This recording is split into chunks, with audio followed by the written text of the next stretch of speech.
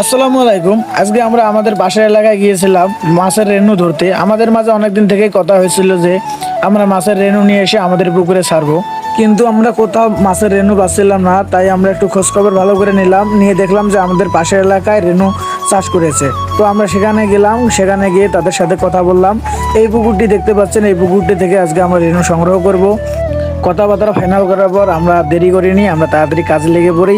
সেখান থেকে রবিল কাকু আমাদের মাঝে জাল বিতরণ করছিল এবং সেই জাল দিয়ে মাছ ধরা হবে। সেখানে আলামিন সহ আরও একজন রবিল কাকুর ফ্রেন্ড সে যা তাদের সাহায্য করছিল।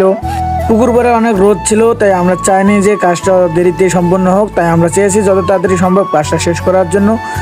জাল গোছানো সম্পন্ন হলে এখন আমাদের খেয়ে দেওয়ার পালা। এখন আমরা মাছ ধরবো, সেই জন্য সবাই রেডি হচ্ছে এবং সবাই সবার পজিশন নিতেছে। পুকুরে নামার পর একটা জিনিস খেয়াল করলাম যে আমাদের লোক সংখ্যা কম হয়, তাই খাওয়া দাওয়ার জন্য পর্যাপ্ত লোক লাগবে। তাই আমরা আরও লোক ডাক দিয়ে নিয়ে আসি, আসার পর তাদেরকেও আমরা পুকুরে নামাই দেই। পুকুরের গভীরতা কম ছিল, সেজন্য আমাদের খাওয়া দাওয়াতে সুবিধা হয়েছিল, কোনো অসুবিধা হয়নি। তাছাড়াও যেগুলো পুকুরে রেণু চাষ করা হয় সেগুলো পুকুরের গভীরতা একটু কমই হয়। এরকম মুক্ত আকাশের নিচে পুকুরগুলোতে অনেক সুন্দর সুন্দর মাছ এবং রেণু চাষ হয়, যেগুলোতে গাছপালা কম থাকে। গাছের পাতা যেগুলো পুকুরে পড়তে পারে না, সেই পুকুরগুলো সবসময় আদর্শমান পুকুর হয়। বলতে বলতে আমাদের জাল খাওয়া দাওয়া সম্পূর্ণ হয় এবং আমরা সেই জালটাকে আবার গোড়ায় নিতে শুরু করি। আল্লাহর রহমতে আমাদের জালে অনেক রেণু ওঠে, তাই আমাদের আর পরবর্তীতে খেয়াও দেওয়া লাগেনি।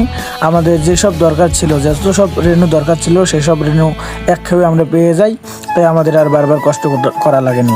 পুকুরের পানি পরিষ্কার হওয়ায় রেণুগুলো অনেক পরিষ্কার ছিল, তাই আমাদের আর দ্বিতীয়বার সেটাকে ধৌত করতে লাগেনি এবং আমরা সেখান থেকে জালের মধ্যে নেই। আপনারা জানেন পোনা মাছ অল্প আঘাতে মৃত্যুবরণ করে, তাই আমরা চাইনি যে মাছগুলো কোনো আঘাত পাক। সেই জন্য আমরা অতি সতর্কতা অবলম্বন করি এবং মাছগুলোকে ভালো করে ধৌত করে জালের মধ্যে নেই। জালের মধ্যে নেওয়ার পর আমরা সেগুলোকে আবার হাড়ির মধ্যে নেই। হাড়ির মধ্যে নেওয়ার পর আমরা আমাদের পুকুরে নিয়ে আসি।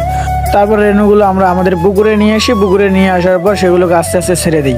এ পর্যন্ত যারা আমাদের সঙ্গে ছিলেন তাদেরকে ধন্যবাদ। এরকম আরও ভিডিও পেতে আমাদের সাথেই থাকুন। লাইক করুন, ফলো করুন, সাবস্ক্রাইব করুন। ধন্যবাদ।